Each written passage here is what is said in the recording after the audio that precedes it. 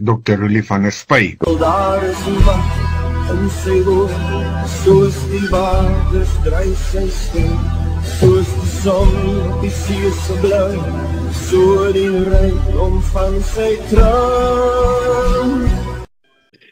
Goeiemôre luisteraars, ons praat vanmôre verder met Dr. Rulie van der Spy en sy tema lig op die skrif. Goeiemôre Rulie. Môre Willem, môre luisteraars. Ja, dit is baie gaaf dat ek op hierdie dag weer oor hierdie interessante dinge uit die woord uit kan praat. Ja, en vandag 'n baie besondere tema, die groot versoendag. Nou daar, dit roep sommer 'n klomp beelde by ons op, alhoewel ons nie altyd, en ek dink in die moderne Christelike kerk, altyd al die konsepte van die groot versoendag, maar ons ken die woord, en ek dink dit het met Yom Kippur en dit het met die oorlog te doen ensovoort. Maar nie dat dit iets met die oorlog te doen het, maar ek dink die oorlog het op die dag begin. So Rulie, as jy met ons praat oor die groot versoendag, dan jy weet vir ons as gelowiges, Nuwe Testamenties gelowiges, kom ons sê, maak dit 'n klomp goeders los, jy weet, klomp gedagtes, maar dit laat ons eintlik verward rondtas, want ons weet nie presies waarheen om te gaan nie. Ja. So, wat wil jy ons leer oor die groot versoendag? Goed, kan ek gou net 'n vinnige verwysing na jou vraag gee en ek gaan net nou weer daarby kom. En in Hebreërs 9 staan daar baie duidelik dat Jesus Christus self die hoëpriester is wat met sy eie bloed in die allerheiligste ingegaan het om vir ons, actually, vir die volk versoening te doen, staan dit daar. So ja, luisteraar, die Christus het hierdie groot versoendag uitgeoefen, kom inoefen, gedoen. En dit staan baie duidelik in die skrif. So, dis wat ek van tevore ook gesê het, hierdie is nie Joodse feeste nie. Dis die feeste van God, vir die volk van God, vir sy kinders. En ons het deel daarvan, en ons verstaan op 'n beter of 'n slegtere manier, hoe dit aan ons toegepas kan word, op ons toegepas kan word, as Nuwe Testamentiese gelowiges. Maar daaroor wil ek dit graag net noem, dat Christus self hierdie groot versoendag kom vervul het, volgens Hebreërs 9, ons gaan nou weer daarna toe gaan. Ja, my tema is... En dankie Rulie, dat jy dit doen, want dit vat 'n deel van ons fondasie weg, en eintlik word ons Nuwe Testamentiese evangelie regtig verskraal deur 'n onkunde vanuit die Ou Testament, en deur hierdie kennis by te kry, gee dit vir ons definitief 'n baie beter verstaan hoe God met die volk, en ons is vandag die volk van God, werk, en wil hê dat hy gekoester en nader getrek moet word aan hom. Ja. So asseblief. Ja Willem, ek wil eintlik sommer net daarop ook sê, dankie vir die luisteraar wat 'n bietjie geantwoord het en gesê het, presies dit wat jy nou gesê het, dis so wat ek dan gedink het. Dis vir haar was dit ook baie wonderlik en leersaam om te sien hoe hierdie Ou Testament eintlik die Nuwe Testament verryk. En ek bid so dat dit mag gebeur met die praatjies. En wat ek elke keer sê ook, ek moet dit gaan instudeer en ek leer self meer en ek kom meer en meer agter self hoe hierdie goed in mekaar steek. Ek as Nuwe Testamentiese gelowige. Ja.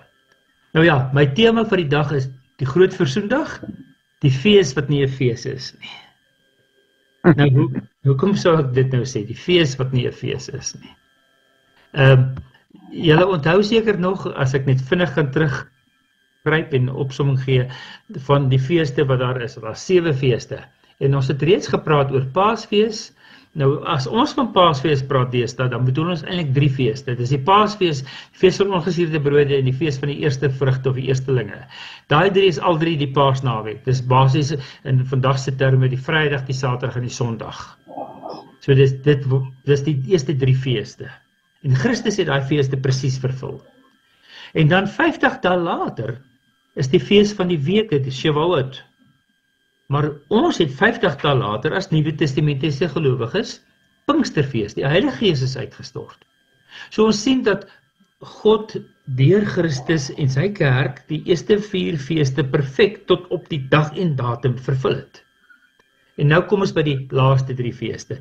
Ek het reeds verlede keer oor die fees van die trompette, die trompetgeskal gepraat. En gesê, maar dit pas ook presies, want die Nuwe Testament praat so baie van, die trompette sal geblaas word, en Christus sal terugkom. En en daaroor is daar die gesprekke daar oor die wederkoms en die wegraping. Want dit behoort op hierdie datum plaas te vind. Maar ons weet nie watter jaar nie. En daar's ander klein tegniese probleempies ook presies watter tyd.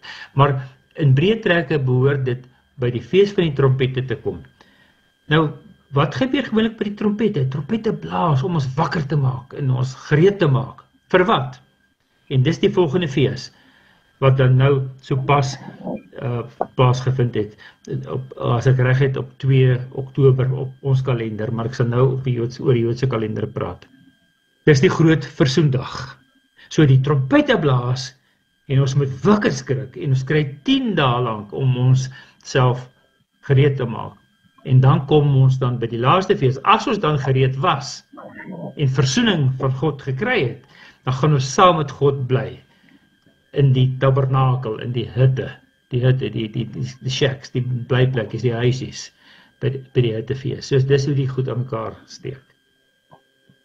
Ja, dit is maar baie, maar luisteraar, as jy regtig bietjie meer wil weet, rustiger wil kyk, gaan na my YouTube kanaal toe, gaan kyk maar net onder my naam, Roelie van der Spy, en jy gaan hierdie video daar kry, en ek het 'n mooi skermpie om hierdie datumse goeders daar uiteen te sit. Maar ek het gesê, ons praat vanoggend oor die groot versoening vir die volk. Nou wil ek vra, was daar 'n klein versoening wat vir nie die volk was nie? As ons dan van die groot versoening praat, moes dat toch 'n klein versoening gewees het. En die groot versoening is vir die volk, toe die klein versoening moes vir nie die volk gewees het nie. Miskien vir die gelowiges, die individuele gelowiges. En dat was so, daar was 'n klein versoening, as ek dit dan in die terme kan sit, en 'n groot versoening. Die groot versoendag is nou, wat ons nou vier. Maar die klein versoening, as ek dit so mag noem, is die versoening wat by Paasfees plaasgevind het. By Paasfees het Christus gesterf en versoening bewerk. En die gelowiges het individueel dit aanvaar, hulle offers gebring en hulle is versoen met God. Maar nou, by die groot versoening, word daar versoening gedoen in die allerheiligste deur die hoëpriester vir die hele volk. En dit word nog al 'n paar keer uitgelig. So daarom dink ek, word daar gepraat van die groot versoendag en dan wat ek dan tong in die kies noem, die klein versoening, wat dan by Paasfees plaasgevind het.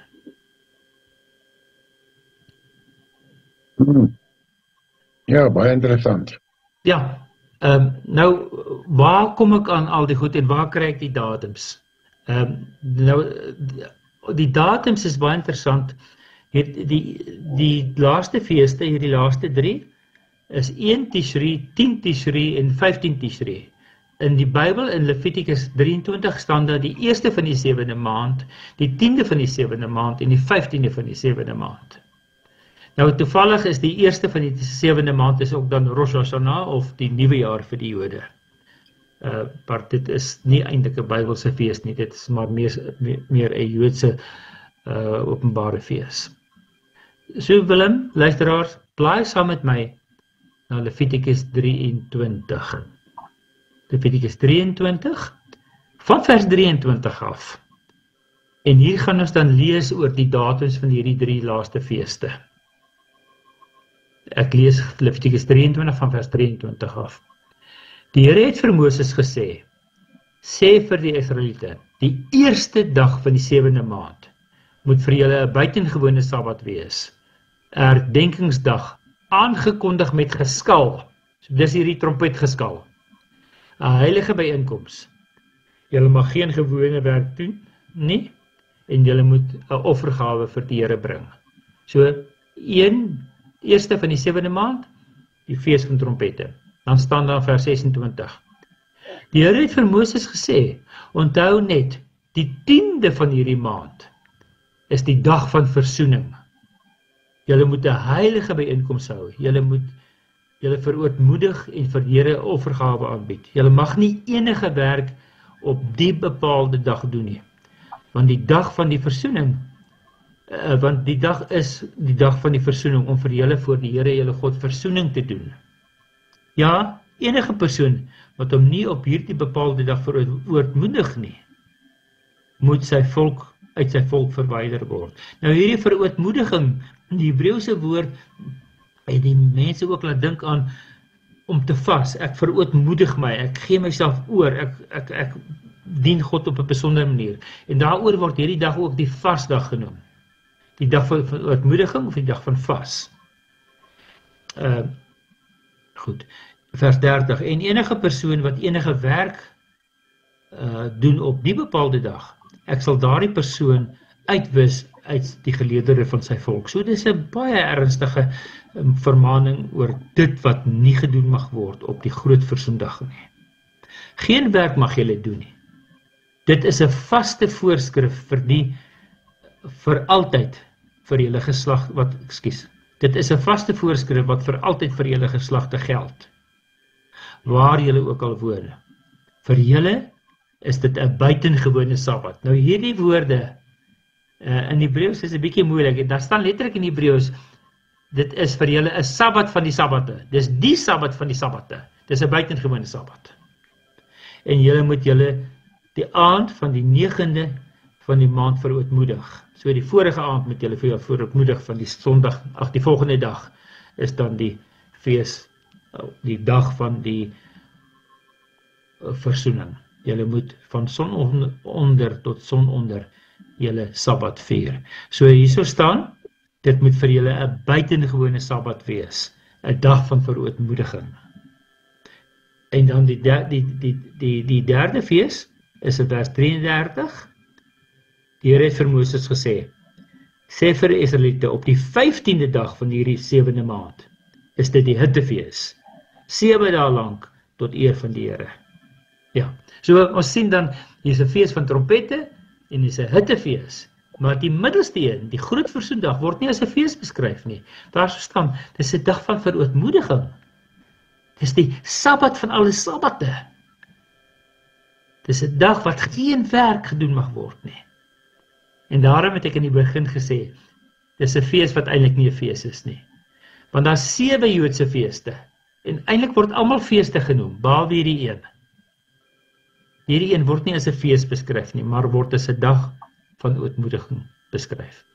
Ek dink voor ons aangaan, moet ons dalk miskien net 'n kort breek neem, dan kan ons nou weer terugkom.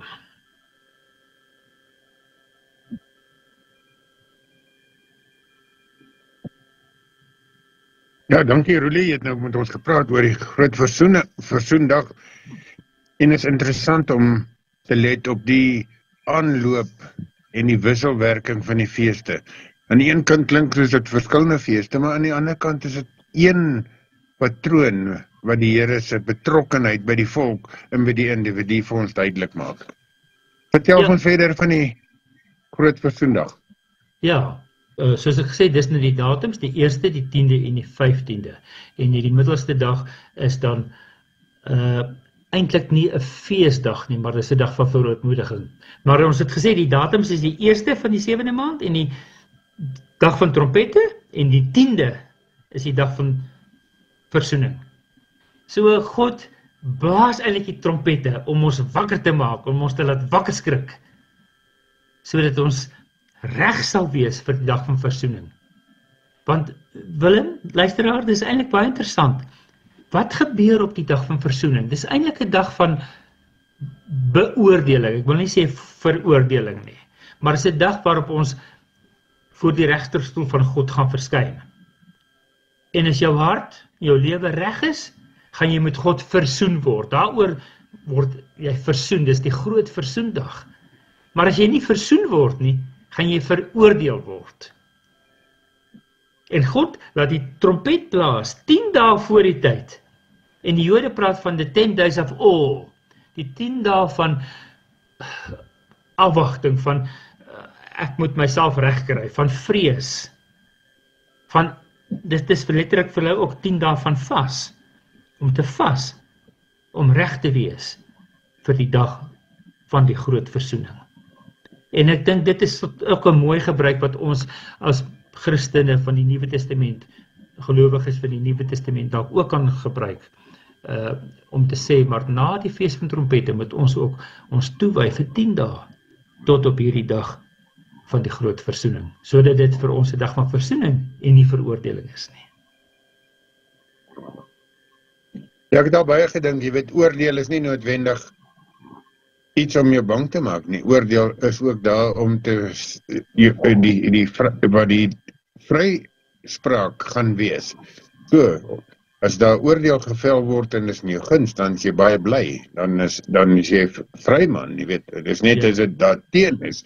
As dit by die veroordeling kom, soos jy sê, dan trek dit in 'n ander rigting. Maar as dit 'n oordeel is en jy word vrygespreek, dan is dit 'n blye dag. Ja, dis soos 'n hofsaak wat jou vryspreek. En dis dit is, ja, dis eintlik wonderlik, ja. Ja, en nou die groot beskrywing van die groot versoendag is eintlik in Levitikus 16. En dit is interessant, in vers 4 word daar gesê, die priester moet sy grand klere uittrek en gewone klere aantrek. Want hy kan nou nie as iemand besonders nie, maar hy is ook maar 'n sondaar. En hy moet as sondaar priester, moet ek sê, dan basies vir homself offer. Vers 6 sê, hy offer dan die eerste bul vir homself as sondofferbul, sodat as hy dan gereinig is, dan kan hy werk as hoëpriester en dan die bok wat vir die volk geoffer word, kan offer. Daar word 2 bokke gebring. En hulle werk die looitjies, 1 bok word dan geslag as die bok vir die versoening, en die 1 bok is die sondofferbok wat die sonde wegneem in die woestyn in, vir Azazel. So dis die 2 bokke. Maar het is interessant dat hierdie priester as 'n doodgewone sondige mens vir homself moet versoening doen, sodat hy kan rein word, anders kan hy nie die versoening bewerk nie. En ons sal sien hoe mooi pas dit dan ook op Christus toe. En dan in vers 15 staan daar, wanneer Aaron die bokram slag, wat as sondoffer vir die volk bedoel is, moet hy die bloed agter die voorhangsel, moet hy met die bloed agter die voorhangsel ingaan. En daarmee doen, soos hy gedoen het met die bloed van die bul. Vers 16, hy moet die allerheiligste reinig, om die onreinhede van die Israeliete, van hulle oortredinge, van al hulle sondes. Hy moet die tent van ontmoeting ook op dieselfde manier reinig, want dit staan by die volk met alle hulle onreinhede. So selfs die tabernakel moet rein gemaak word, sodat die versoening kan plaasvind. Maar dit is interessant, dis omdat dit by die volk is, en daaroor moet daar ook vir die volk versoening gedoen kan word. Maar nou ja, jy het in die begin gevra, hoe pas dit by ons as Nuwe Testamentiese gelowiges? Willem, sal jy vir ons lees wat staan in Hebreërs 9? Hebreërs 9 van vers 6 tot 12, bietjie langer gestuk, maar dit is baie interessant om te sien, nou dat ons 'n bietjie meer gehoor het van die versoening deur die hoëpriester op die groot versoendag. Lees asseblief vir ons Hebreërs 9 van vers 6 af. Met die dinge is so ingerig, het die priesters gereeld die voorste gedeelte van die verbondstent binnegegaan om die dienste te verrig. Maar in die agterste gedeelte het alleen die hoëpriester ingegaan. Goed, wat is die agterste gedeelte? Die heilig en die allerheiligste. Dis die allerheiligste deel, ja. Goed, gelees maar weer vers 7 asseblief.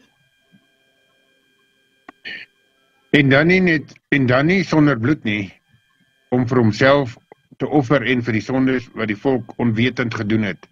Hiermee maak die Heilige Gees duidelik dat die pad na die allerheiligste toe nie oop is, solank as die voorste gedeelte van die verbondstent bestaan nie. Dit wys alles vooruit na die huidige tyd, waarin offergawes en diereoffers gebring word, wat nie vir die een wat dit bring 'n volkome skoon gewete kan gee nie. Dit het net betrekking op voedsel, drank en 'n verskeidenheid reinigingsgebruike. Dit is voorskrifte wat slegs die uiterlike raak en wat opgelees tot die tyd dat God 'n beter orde sou instel. Maar Christus het gekom as hoëpriester van die weldade wat nou verwesenlik is. Hy dien in die verbondstent wat groter en volmaakter is en nie deur mense gemaak is nie. Dit wil sê, wat nie tot hierdie wêreld behoort nie, maar sy eie bloed en nie die van bokke en kalvers nie, het hy net eenmaal die heiligdom binne gegaan en 'n ewige verlossing tot stand gebring. Ja, dit is 'n fantastiese stuk hierdie, né? Want Christus gaan nou in die hoëpriester gaan nou in die allerheiligste gedeelte in. En dit werk net so lank die twee dele nie bestaan nie, né? Onthou wat het met Christus se kruisiging gebeur? Die voorhangsel wat die skeiding tussen hierdie twee dele is geskeur. Christus het weggeval.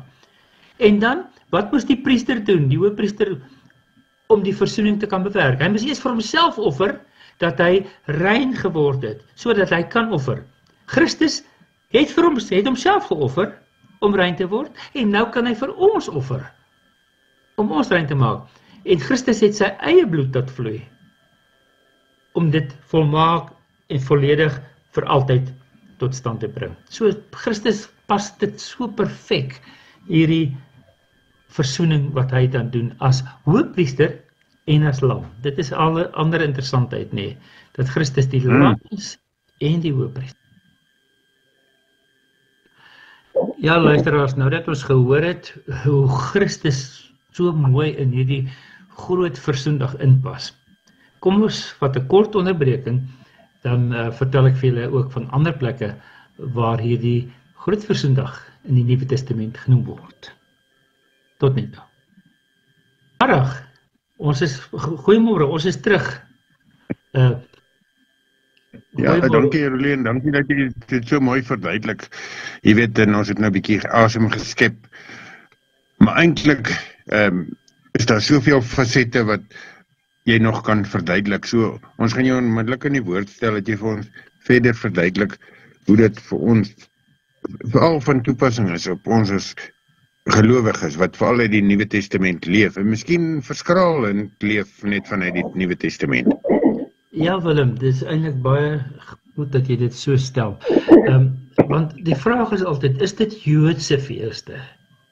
Ja, maar ook nee.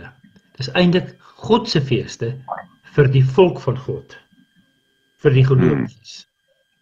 En ons sien dan hoe die fees ook op 'n ander plek voorkom in die Nuwe Testament.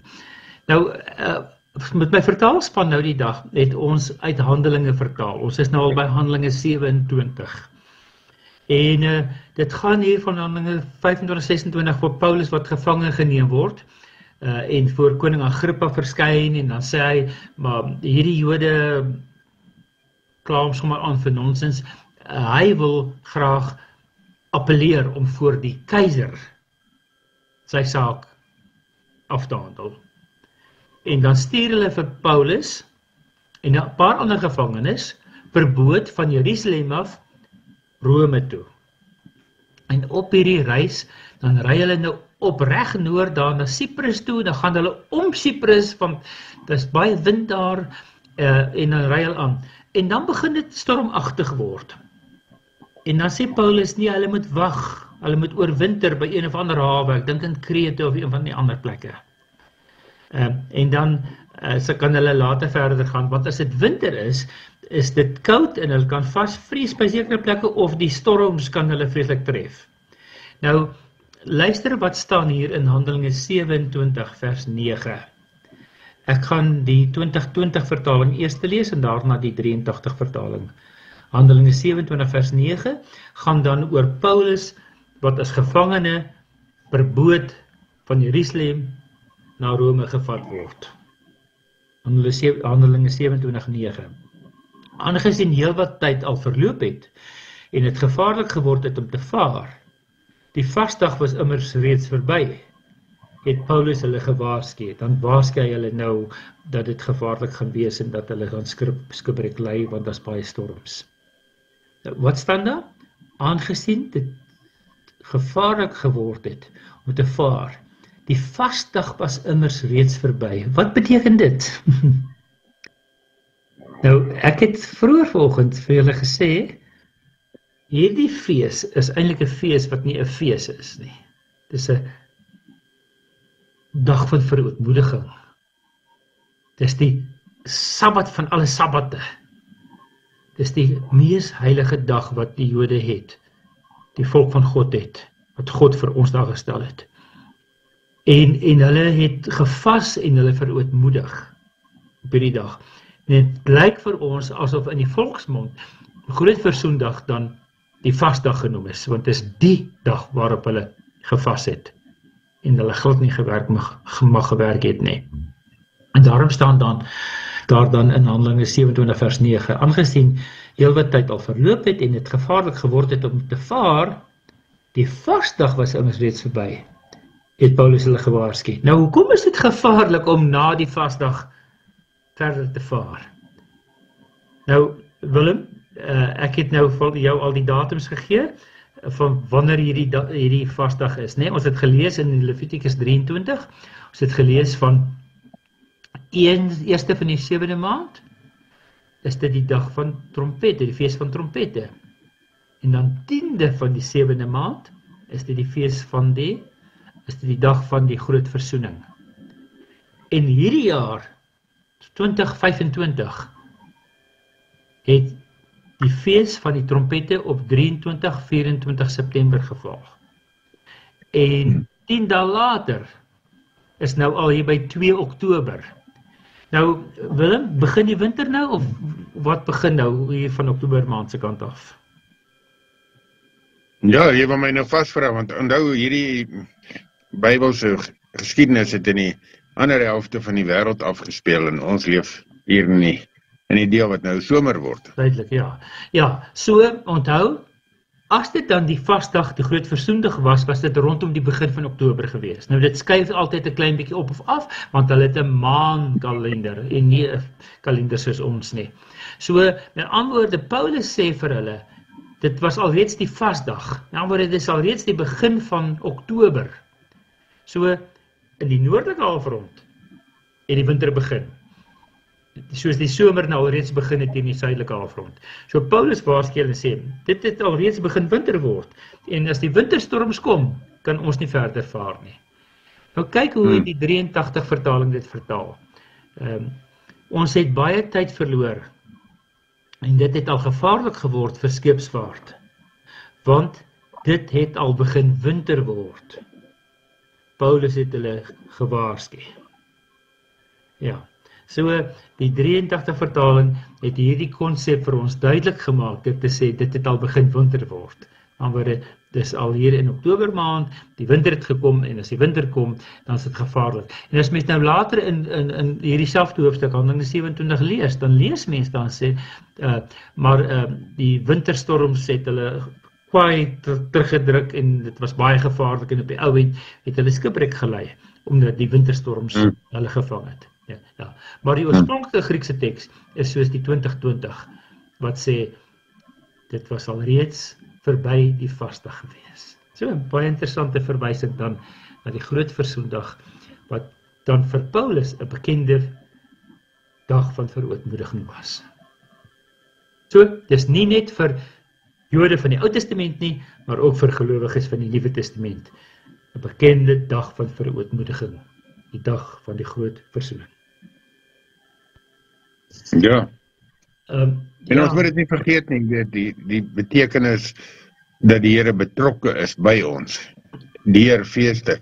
En ek wil ook sê, jy weet, ek kom agter dat 'n fees wat het vir ons hierdie betekenis van uitbundig vrolik wees. Maar hierdie feeste is die uitbundigheid rondom God se teenwoordigheid met God en met God met sy volk. Dis waaroor die fees, hierdie gelowige feeste gaan. Ja, maar eintlik is dit net ons wat dit feeste noem. In die Bybel het ek nou vir vorige keer al gesê, dis moedim. Moedim is letterlik soos seisoene of afsprake. Wat ons praat van die 7 afsprake. Maar in die volksmond noem ons dit almal feeste, want ons praat van die Paasfees, die fees van ongesuurde brood, die fees van die eerstelinge, Pinksterfees. En dan hier by die einde van die jaar, praat ons van die fees van die trompette en die hittefees. En in die middel van hierdie twee is die groot versoendag. En hierdie groot versoendag word nooit fees genoem nie, want dis die mees grootste verootmoedigende dag in die kalender van afsprake wat God met ons het. Ja, en dit is die een dag wat letterlik nie as 'n vrolike fees gevier word nie. Maar dit kan natuurlik vir jou vreugde verskaf as hierdie oordeel van die groot versoendag vir jou vryspreek, omdat jy in Christus reeds versoening ontvang het. Maar as jy nie versoening in Christus ontvang het nie, is die groot versoendag eintlik vir jou 'n groot dag van oordeel. En luisteraar, hiermee wil ek dan ook afsluit en sê, is dit wat ons nou vier 'n dag van versoening of 'n dag van veroordeling? En dit is die vraag wat ons as Nuwe Testamentiese gelowiges vir onsself moet vra. Ek sê nie, jy moet dit hou soos die Ou Testament dit sê nie, maar die Here het hierdie afsprake, hierdie ritme, hierdie program daar gestel, dat ons as gelowiges 7 keer 'n jaar na hierdie afspraak van die Here God moet kom, sodat ons nader in hom kan lewe, en veral in besonder hierdie dag van groot versoening, wat hy dan nie net vir jou as individuele gelowige wil ontmoet nie, maar hy wil vir al die kinders van die Here saam, as volk van God, wil hy ons ontmoet. Ja Willem, daarmee wil ek afsluit. Dis 'n dag van verootmoediging, omdat God homself met ons wil versoen, want as ons met hom versoen is, dan is die volgende fees weer 'n vreugdefees, en dis die hittefees, wat binne 5 dae later kom. Ja, dankie Rulie, dis 'n baie mooi verduideliking. Ja, dis miskien 'n laaste woord, en as jy dan wil, gee ook 'n kontaknommer, miskien is daar iemand wat jy oor sy persoonlike belewenis van, of dit 'n versoening of 'n veroordelingsdag gaan wees, sou dit vandag wees of môre, dalk met jou wil praat. Ja, die gerigte nommer. Baie dankie, my nommer is 074 419 8353. En ek bid regtig dat hierdie fees, hierdie dag wat ons sopas oor gepraat het en herdenk het, die dag van die groot versoening, dat dit letterlik 'n groot versoening vir jou sal wees. Dat jy deel van die volk van God is, wat met God versoen word, sodat jy dan in die vreugde van die hittefees, die fees van die tabernakel kan ingaan, né? Die volgende fees, waarvoor ons dan gereed sal wees, is die fees van die tabernakel of die hittefees. En in die Ou Testament, op die reis deur die woestyn, was die tabernakel die plek waar God ingebly het om tussen die mense te bly. En die Jode het dit letterlik ook gevier, so ook in Jesus se tyd, deur hutte te bou. Shacks, hutte te bou, waar hulle dan in bly, as herdenking daaraan, dat hulle in die woestyn swaar gekry het, en God in 'n hut, in 'n skuifbare tent, tussen hulle gebly het. Mag dit vir jou wonderlik wees, as jy die dinge ontdek uit die skrif uit, en sien hoe die Ou Testament die fondasie van die Nuwe Testament is. Hoe die Ou Testamentiese geloofswaarhede die fondasie en die vervulling is vir dit wat Jesus in die Nuwe Testament vir ons gedoen het. Mag jy versoening by die Here kry, ook in hierdie dag. Seën vir julle. Baie dankie Rulie, tot die volgende keer. Totsiens, tot die volgende keer.